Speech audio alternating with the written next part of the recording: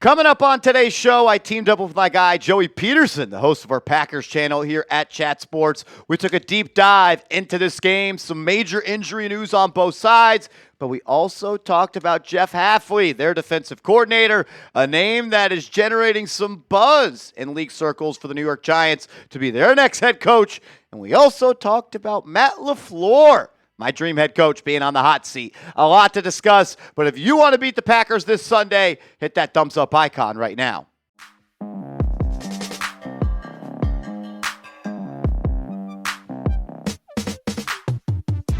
Yo, what's going on, everybody? Appreciate everyone for clicking on today's show. I'm joined by my guy, Joey Petersen, the host of our Packers channel here at Chat Sports. We're going to do a preview for this matchup. Joey, unfortunately, Jaxson Dart not going to be in this game, but a lot to look forward to, and I'm excited to get an up-close and personal look at the Green Bay Packers. Yeah, I'm not going to lie. I'm a little bit nervous about facing Jameis Winston. You never know what you're going to get. He has one game a year where he looks like prime Tom Brady, and then pretty much every game after that, he looks like normal Jameis Winston.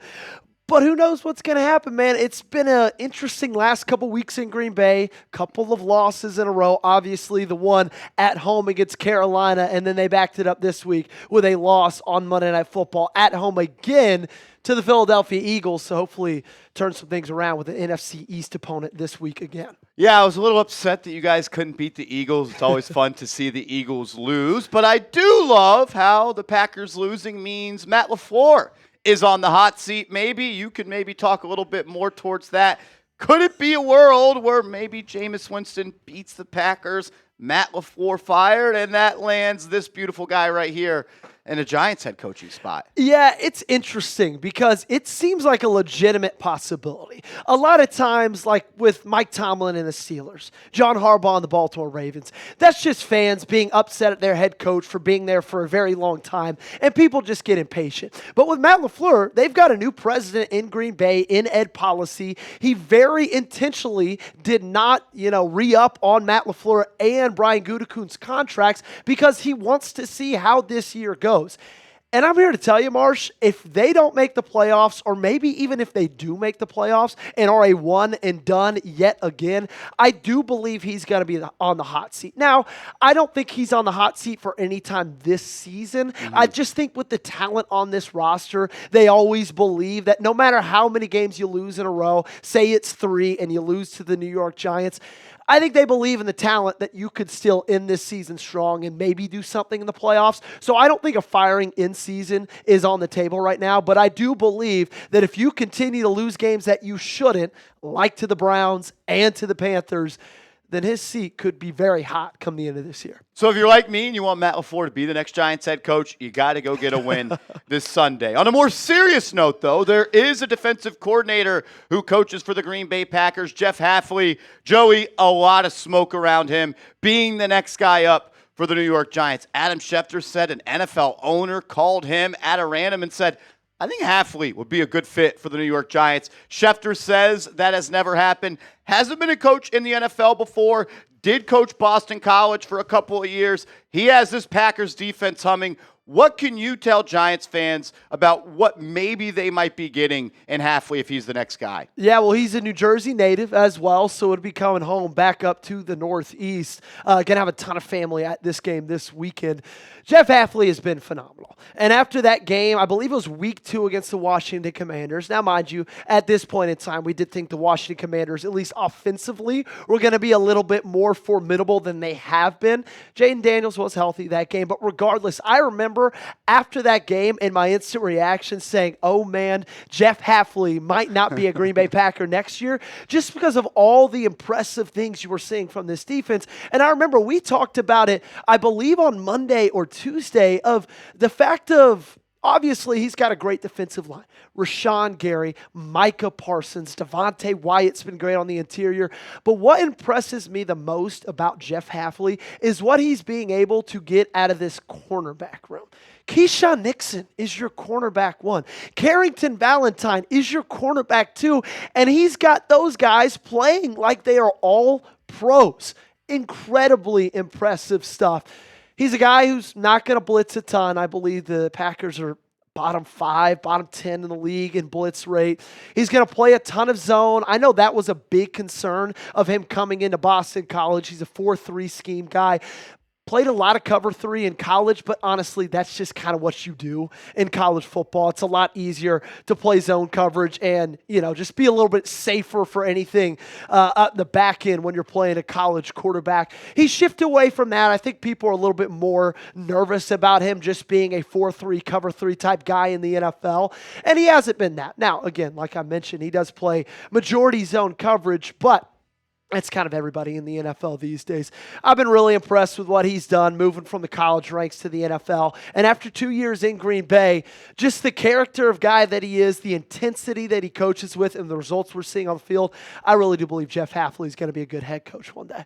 Yeah, and look, this is a kind of a similar situation that the NFC North saw last year. You go back to the Lions taking on the Chicago Bears for the last time, and Ben Johnson, he emptied the bag play calling wise to try to win over the Chicago Bears, maybe their fans, maybe their ownership, and Hafley's going to get an opportunity to do those. I want to pop those stats back up real quick, then we'll talk about this football game that I think all Packers fans are expecting a win. But Joey, when I did a deep dive on these stats, things that stuck out to me is it seems like every major category, the Packers are top 10. Points per game, yards per game, points per play, yards per play, touchdowns per game, third down percentage. They only allow teams to convert 36% of the time. But it was the takeaways and the sacks that I don't think paint the picture properly of the type of player he is. Why do you think those numbers are lower than the others?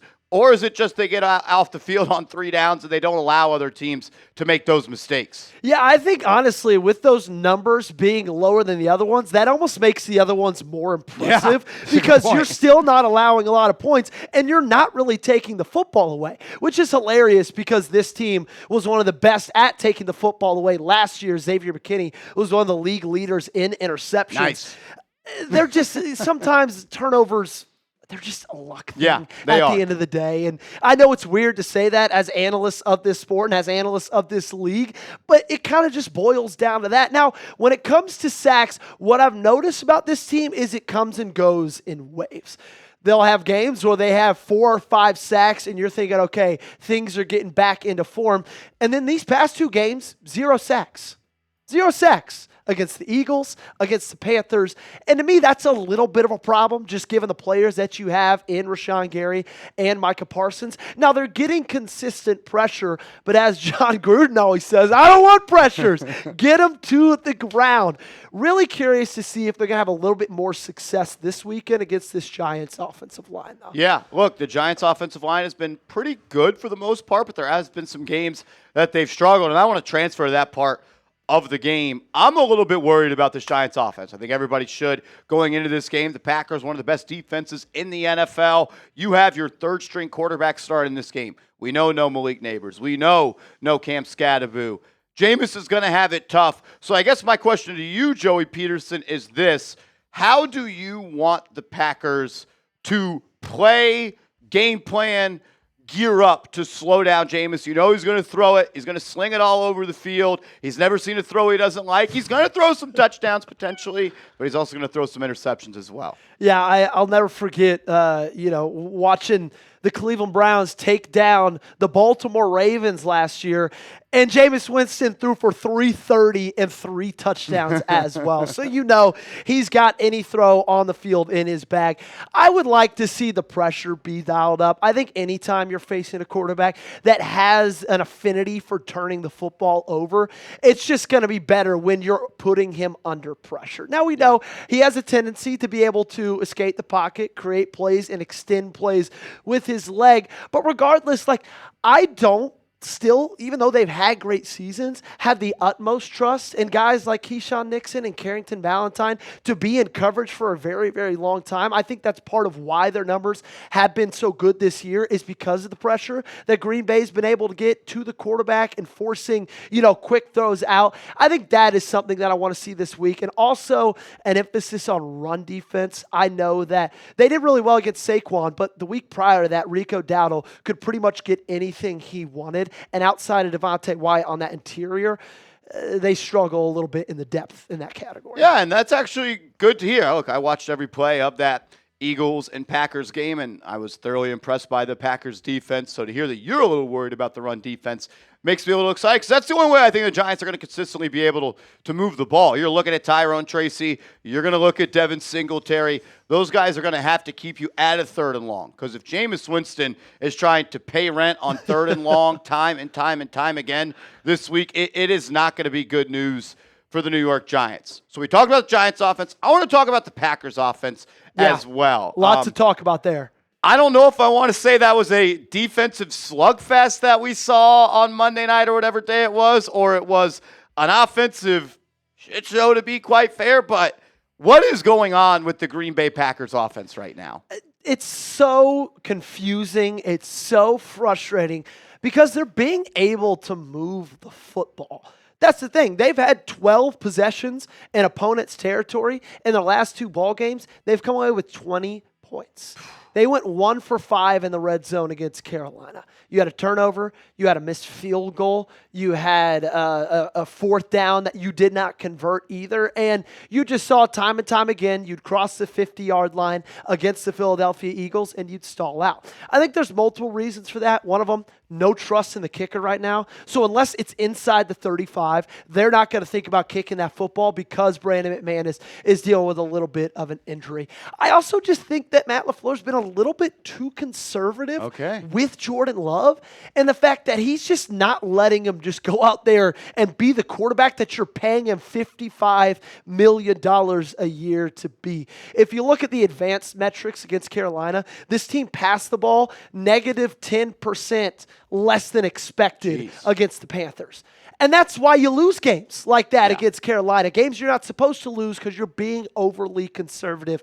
I'm still a believer in Jordan Love. I would like to see them utilize him, let him throw it a little bit more, go back to play action. But I think the biggest difference from last year and this one is they're just not able to run the football. Josh Jacobs is dead last in the NFL in yards before contact, 1.7. That's last among all running backs. So that's a big concern for me. And, of course, when you're running football, you can open up everything else as well. I was going to say the biggest concern for me is stopping the run against the Green Bay Packers, because the Giants are a team that is at the bottom of the league when it comes to yards per rush, when it comes to yards allowed on the ground per game, and they have not been able to stop the run. They weren't able to do it against the Philadelphia Eagles, who the Eagles have not been a good running team this year. They weren't able to do it against the 49ers. The Niners, they can't run the football all that well. Chicago, the Bears, they ran the football on the Giants, DeAndre Swift and Kyle Monangai as well. So the Giants have to find a way, like the Packers are going to try to do to the Giants, to put them in 3rd and long situations. So you can allow a guy like Brian Burns or allow a guy like Abdul Carter or Dexter Lawrence to pin their ears back. Before we continue to talk about this game, let's go into the injury report as well, because there are some big ones for the Giants. Joey, I don't know about you. It's late in the season. The Giants are beat up on the offensive side of the ball, the defensive side of the ball. They're going to have 5 starters potentially not playing on Sunday. When you go to the Thursday injury report for the Giants, we know Jaxson Dart is not going to play. But Bobby Okereke did not practice. He most likely is going to be out. Darius Slayton did not practice. Same for him. Kayvon Thibodeau did not practice. Tyler Nubin did not practice. So we are already talking about a team that cannot stop the run, and you have guys that play in the box. Tyler Nubin, Kayvon Thibodeau, and Bobby Okereke all potentially missing this game, as well as Rakeem Nunez-Roches. So that is why, Joey, I am hyper-focused on how are the Giants going to stop a run. And I am asking you, tell me why this is not going to be a get-right game for the Packers, because I think it is. I think they're going to get right on the ground, and they're going to explode offensively. Well, I'll tell you why. It's because the interior of the offensive line has struggled all year long. Elgton Jenkins, the guy who's been a center for the entirety of this season, moved from left guard to center over the offseason as they added Aaron Banks. He just fractured his ankle, so he's not going to be playing. Sean Ryan, who has been the right guard, worst right guard so far this season, one of them in football, he'll move to center, and then Jordan Morgan, 2024's first-round pick, will move to right guard. And so I trust the tackles in Green Bay. I think Rasheed Walker and I think Zach Tom have been great, but it's the guards and it's the center play that just hasn't. And to me, it just looks like they're being out-physicaled almost every single time they try to run the football. Like I said, 1.7 yards before contact. Dead last among running backs in the National Football League. He's barely getting past the line of scrimmage before opposing defensive linemen are hitting him. And that is a massive, massive problem. And so I can see why you think it's going to be a get-right game for Green Bay because New York has 2 wins this season. Green Bay's lost 2 pretty bad games back-to-back, both of them at home as well. But I just don't know if I see that in the cards because it hasn't been in the cards already. And it feels like we're in week 11. You kind of just are who you are right now. Yeah. I think I have a lot more faith in the Packers than you. Look, you watch them every week. You cover them. I get it. I've just seen this story all year long. Anytime the Giants have played a team that struggled in Area X, they find a way to execute and overcome it and produce for the New York Giants. I guess I'll ask you this question. The Packers win this game because blank. I think because they score in the red zone. I think they're going to be able to drive the football. They've been able to do that all season long. It's just been capitalizing. All right, so if they're able to cross the 50, cross the 30, get into that red area inside the 20, and if they're able to convert that into points, and not even just points, if they're able to convert that into touchdowns, I believe they're going to win this game because I do still have faith in this defense.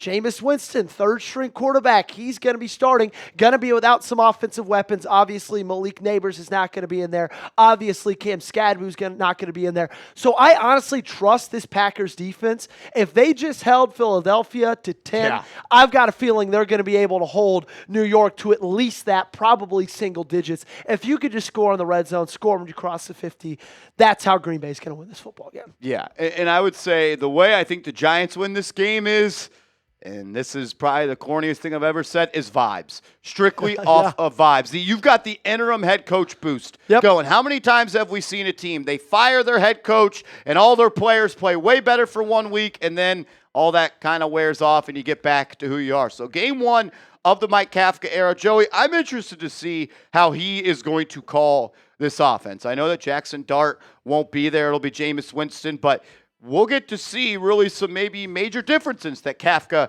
and Dable had. I know Kafka has been the play caller all year long, but Dable is an offensive coach, and he was drawing up game plans, and there was talk that maybe Kafka is just calling a Dable offense. So we'll get to see that.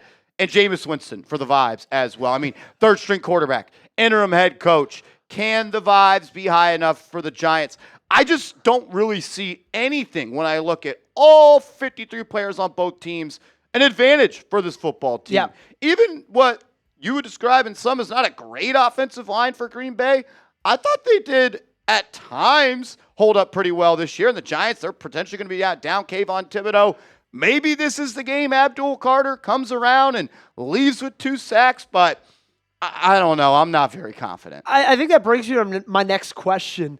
Talk to me a little bit about this Giants defensive line, because I think going into the season, drafting Abdul Carter, having Dexter Lawrence, Kayvon Thibodeau, Brian Burns, there was so much hype and talk about this is going to be the best defensive line in football. What have you seen so far through the first 10 weeks of this season, and what could Green Bay expect facing up against some pretty good pass rushers? Yeah, they just haven't been extremely dominant. Look, Brian Burns is having a defensive player of the year type of season. Already over double-digit sacks. Before last week, he was top 2 in tackles for loss. When it comes to overall stops, a tackle that's a negative play for the offense, he was at the top of that leaderboard. But you haven't really got any other dominant performances this year from anybody else. Dexter Lawrence, he set the bar so high for how good of a football player he's been. He just hasn't really played that well. He's probably been a B version of Dexter Lawrence, which is still a damn good football player. But when you talk about the things that you talked about, like I talked about, the Giants are going to win games, it's because of their core 4 on the defensive line. They haven't done it. And while Abdul Carter is at the top of the league in pressures, and he is at the top of the league in quick pressures as well, he just hasn't really rolled into that game-changing play as of yet. And When the Giants defense has needed to be their best, when there's been opportunities for this defensive line to close out games, they haven't done it. You were up double digits on the Denver Broncos in the fourth quarter. That's when your pass rush is supposed to win you the game. They didn't. You were up double digits in the fourth quarter against the Dallas Cowboys, and they didn't show up. You were up double digits against the Chicago Bears, and they didn't get it done. It's not all their fault, but when you're building a business, the part of your business that gets the most resources, the most assets, makes the most money, they're supposed to deliver the most results, and the Giants' pass rush hasn't done that. I also think, Joey, the lack of quality starters the Giants have in the corner room is affecting that. They are going to potentially getting back Paulson Adebo this week, but with the weapons Green Bay has, I know they're still dealing with some injuries as well. I think that I've seen this movie 1,000 times with the Giants. I don't know how they're going to stand up and respond. The Packers are struggling on offense. The Giants haven't been too great on defense. I don't know. I don't feel very well. If I had to give a prediction for this one, I would roll with Packers 24. I'll go Giants 13. 24-13 Packers over the Giants. I think my prediction from the other day is 21-7.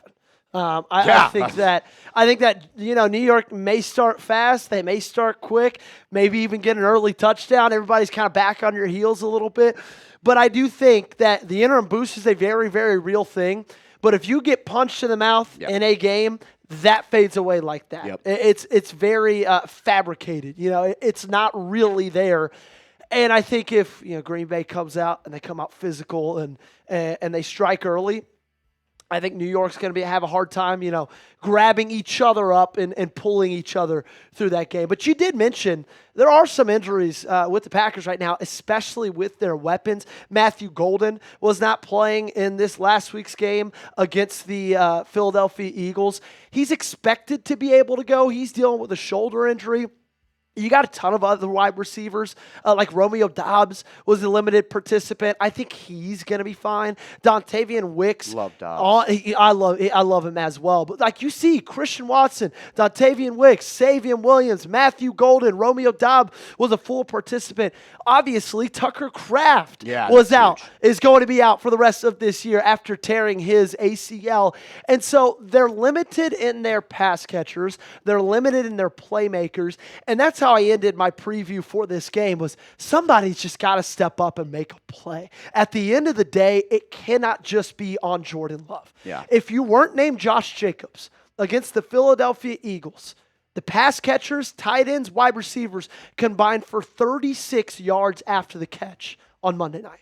That cannot happen. Jaden Reed's been out since week 2 with that collarbone and foot surgery. He should be back, I'm believing, sometime around week 17. Okay. They play the Baltimore Ravens at home in Lambeau. I think that's kind of the target date. The funny thing is he was dealing with a Jones fracture, during the preseason, and he elected not to get surgery on it. Okay. And then he broke his collarbone in week 2, so they just doubled up. Yeah, they did collarbone surgery, foot surgery. I think he's going to be able to be back at the end of this season. But you're just limited, and the guys that Jordan Love can get the ball to. Matthew Golden's, I don't want to say disappointed. Everybody had very high hopes for him. Yeah. He's quite not living up to the first round expectations.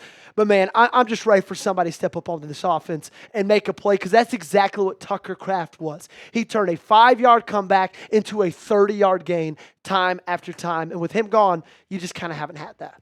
We will both be live. Are you live on the channel for this game? I will be live on the channel. Awesome. We will both have watch parties on the Packers Report. Giants Now by Chat Sports. Joey, this was a blast. Appreciate you coming on. Excited to watch this game, my man. Let's go.